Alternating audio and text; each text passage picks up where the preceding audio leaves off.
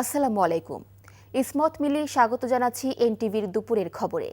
Crown cement শিরোনাম দেখছিলেন, এবার পুরো খবর। জাতীয় জীবনে আগামী নির্বাচন খুবই গুরুত্বপূর্ণ উল্লেখ করে বিএনপি চেয়ারম্যান তারেক রহমান বলেছেন, জুলাই গণঅভ্যুত্থান ছিল সার্বভৌমত্ব রক্ষার আন্দোলন। শেখ হাসিনাকে তাড়ানোর কৃতিত্ব কারো একার নয়, তা ছিল গণ আন্দোলন। সেই আন্দোলনের ফসল ঘরে তুলতে দরকার একটি গ্রহণযোগ্য ও সুষ্ঠু নির্বাচন। গণতান্ত্রিক বাংলাদেশ নির্মাণ ব্যর্থ হলে জুলাইয়ের মতো শোকগাথা চলতেই থাকবে। সকালে রাজধানীর কৃষিবিদ ইনস্টিটিউট মিলনায়তনে গণঅভ্যুত্থানে শহীদ ও আহত পরিবারের সাথে মতবিনিময় সভায় এসব মন্তব্য করেন বিএনপি চেয়ারম্যান। আরও জানাচ্ছেন ওবায়দুল্লাহ মামুন। দীর্ঘ ১৬ বছরে দমনপীড়ন, একতরফা নির্বাচন, দেশের সম্পদ লুট করে বিদেশে পাচার, সাংবিধানিক প্রতিষ্ঠান ধ্বংসের প্রতিবাদে শেখ হাসিনার বিরুদ্ধে ফুঁসে ওঠে মানুষ। সেই জুলাই যোদ্ধাদের চিকিৎসা ও শহীদদের হত্যার বিচার করতে সম্পূর্ণভাবে ব্যর্থ হয়েছে অন্তর্বর্তী সরকার। আহত ও শহীদ পরিবারের শত অভিযোগের কথা শোনেন বিএনপি চেয়ারম্যান তারেক রহমান। আমি এতটুকু বিশ্বাস করি, বিএনপি ইনশাল্লাহ ক্ষমতা গেলে ইনশাল্লাহ আমাদের পাশে দাঁড়াবে, আমাদের সন্তানদের বিচার ওনাদের প্রায়োরিটির প্রথম পর্যায়ে থাকবে। অনেকে কথা বলতে সুযোগ পাননি, তাদের সাথে তারেক রহমান নিজেই আসন ছেড়ে স্টেজের সামনে এসে তাদের কথা শোনেন। এ সময় আবেগঘন পরিবেশ তৈরি হয় পুরো অনুষ্ঠান স্থলে। পরে প্রধান অতিথির বক্তব্যে তিনি বলেন, বিএনপি আগামীতে রাষ্ট্র ক্ষমতায় গেলে মুক্তিযুদ্ধ মন্ত্রণালয়ের মতো আলাদা আরেকটি বিভাগ খোলা হবে জুলাই যোদ্ধাদের জন্য। ২৪-এ যে যোদ্ধারা যুদ্ধ করেছেন তারা স্বাধীনতা সার্বভৌমত্ব রক্ষার যুদ্ধ করেছেন। স্বাধীনতা সার্বভৌমত্ব অর্জিত হয়েছিল ৭১ সালে, তাকেই আবার রক্ষা করা হয়েছে ২০২৪ সালে। সেজন্যই মুক্তিযুদ্ধ মন্ত্রণালয়ের মধ্যে আমরা আরেকটি ডিপার্টমেন্ট তৈরি করব, যাদের দায়িত্ব হবে এই মানুষগুলোর দেখভাল করা। এছাড়া ত্রয়োদশ জাতীয় সংসদ নির্বাচন অত্যন্ত গুরুত্বপূর্ণ উল্লেখ করে তিনি বলেন, জুলাইয়ের ন্যায় আর শোক গাথা নয়, ভবিষ্যতে দেশের মানুষ বিজয় গাথা তৈরি করতে চায়। একটি নিরাপদ গণতান্ত্রিক বাংলাদেশ প্রতিষ্ঠার জন্য আগামী জাতীয় নির্বাচন অত্যন্ত অত্যন্ত এবং অত্যন্ত গুরুত্বপূর্ণ। আমরা যদি একটি নিরাপদ গণতান্ত্রিক বাংলাদেশ প্রতিষ্ঠা করতে ব্যর্থ হই আগামী দিনে, তাহলে এইভাবেই আমাদেরকে শোক সমাবেশ আর শোকগাথা চলতে থাকবে।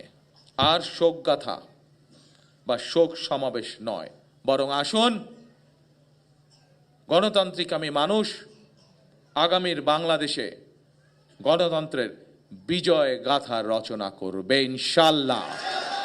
আগামী নির্বাচন নিয়ে ষড়যন্ত্র থেমে নেই উল্লেখ করে তা মোকাবেলায় জুলাই যোদ্ধা ও সাধারণ জনগণকে সজাগ থাকার আহ্বান জানান BNP chairman. Obaidullah Mamun, NTV news, Dhaka. আসন্ন ত্রয়োদশ জাতীয় সংসদ নির্বাচনের রিটার্নিং কর্মকর্তাদের সিদ্ধান্তের বিরুদ্ধে আপিল শুনানির শেষ দিন আজ। একই সঙ্গে দ্বৈত নাগরিকত্ব থাকা প্রার্থীরা জাতীয় নির্বাচনে অংশ নিতে পারবেন কিনা সে বিষয়ে গুরুত্বপূর্ণ সিদ্ধান্ত জানাবে নির্বাচন কমিশন। শুনানির প্রথমার্ধে ৩৫টি আপিলের শুনানি হয়েছে। এর মধ্যে বৈধতা পেয়েছেন ১০ জন ও নামঞ্জুর হয়েছে ১৮টি মনোনয়ন। এদিকে বিভিন্ন দাবিতে নির্বাচন ভবন ঘেরাও কর্মসূচি পালন করছে জাতীয়তাবাদী ছাত্রদল। আরও জানাচ্ছেন ফাহাদ মোহাম্মদ।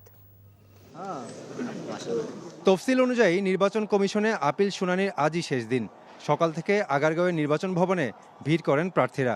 গত ৮ দিনে ৪ শতাধিক প্রার্থী তাদের বৈধতা ফিরে পেলেও আজই নির্ধারিত হবে বাকিদের নির্বাচনী ভাগ্য। রোববার ৬১১ থেকে ৬৪৫ নম্বর পর্যন্ত নতুন আপিল এবং গত কয়েকদিন রায়ের অপেক্ষায় থাকা আবেদনগুলোর শুনানি শুরু হয়। টাঙ্গাইল ৪ আসনের স্বতন্ত্র প্রার্থী আব্দুল লতিফ সিদ্দিকীর মনোনয়ন বৈধতা ঘোষণা করেছে কমিশন। তার প্রার্থিতা বাতিলের দাবিতে জাতীয় পার্টির মোহাম্মদ লিয়াকত আলীর করা আপিল আবেদনটি শুনানি শেষে খারিজ করে দেয় কমিশন। এদিকে মনোনয়ন বাতিল হওয়ায় ক্ষোভ প্রকাশ করেন অন্যান্য প্রার্থীরা। ১৮৮ ধারা ফৌজদারি কার্যবিধির ম্যাজিস্ট্রেট বিদেশে কোনো ঘটনা ঘটলে মামলা আমলে নিতে পারে না। আমলে নিতে হলে স্বরাষ্ট্র মন্ত্রণালয়ের অনুমোদন লাগবে। এই কথা শোনার পর নির্বাচন কমিশন বললেন যে আপনার মনোনয়ন বৈধতা আছে। আমরা বলেছি এই যোগদানটা ছিল শুধুমাত্র তার রায়ের এবং তার চাকরিকালীন বেনিফিট নেওয়ার জন্যে। তিনি সশরীরে চাকরি করেননি এবং আজ পর্যন্ত তিনি কোনো আর্থিক সুবিধা নেননি। এমনকি আমাদের যে মেডিকেল বিশ্ববিদ্যালয় সেখান থেকে কর্তৃপক্ষ একটা লিখিত দিয়ে বলেছেন যে তিনি অদ্যাবধি কোনো আর্থিক সুবিধা নেননি। শেরপুর 2 আর একটা টাঙ্গাইল 7, একটা নামঞ্জুর হয়েছে আর একটা অ্যাপ্লিকেশন নামঞ্জুর। এদিকে পোস্টাল ব্যালট নিয়ে পক্ষপাতের অভিযোগ সহ নানা দাবিতে ইসির সামনে অবস্থান কর্মসূচি পালন করছে ছাত্রদলের নেতাকর্মীরা। ছাত্রদলের সাধারণ সম্পাদক নাসির উদ্দিন নাসির জানান, আগামী জাতীয় নির্বাচন সামনে রেখে একটি শ্রেণী দেশে খারাপ পরিস্থিতি তৈরির অপচেষ্টা করছে। বেশ কয়েকটি রাজনৈতিক দল তারা নানাবিধ মব ক্রিয়েট করে উদ্দেশ্যহীনভাবে তারা কিন্তু এখানে এসে এই ভবন ঘেরাও করেছে। নির্বাচন কমিশনের নিরপেক্ষতা নিয়ে জনমনে প্রশ্ন তৈরি হয়েছে।